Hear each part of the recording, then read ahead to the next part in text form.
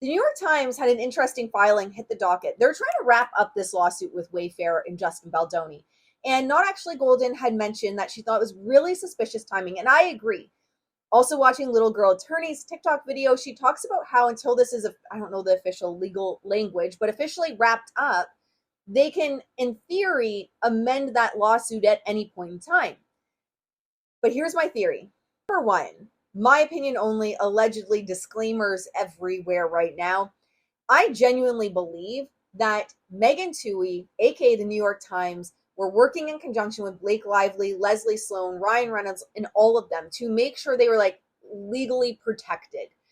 I would have no surprise if at some point Discovery had showed that all of them were in cahoots to get this Van Zandt fake ass lawsuit to cover their asses so that they would be protected. I'm with Candace Owens, and all these Pulitzer winner prize people, Ronan Farrow, Megan Twohey, are a hit squad. And those merry band of psychos set their sights on Justin Baldoni, and they made sure that their butts were covered so that they couldn't legally be held responsible. But what if in Discovery that was discovered? And New York Times wants to make sure that door is closed so that Justin and Wayfarer can't come back for them. Number two, just in the last 24 hours, Trump came out with a $15 billion lawsuit against the New York Times. So is there another piece of, I want to wrap up this one because we have a $15 billion lawsuit that's hitting us next? Trump said the New York Times have been allowed to freely lie, smear, and defame me for far too long.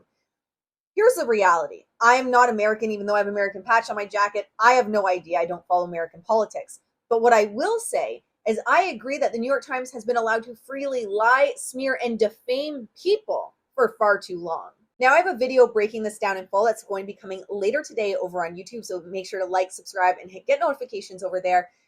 But I'm just for someone taking down the New York Times this year, because I do agree. I think they've been allowed to get away with way too much. And then people like Ronan Farrow have the sheer audacity to go on Monica Lewinsky's podcast and lump all content creators into disinformation and us versus them, the truth, the justice, those that are doing the actual research and vetting sources are the real journalists versus disinformation over there, the MAGA mommy sleuths, as Blake likes to call them.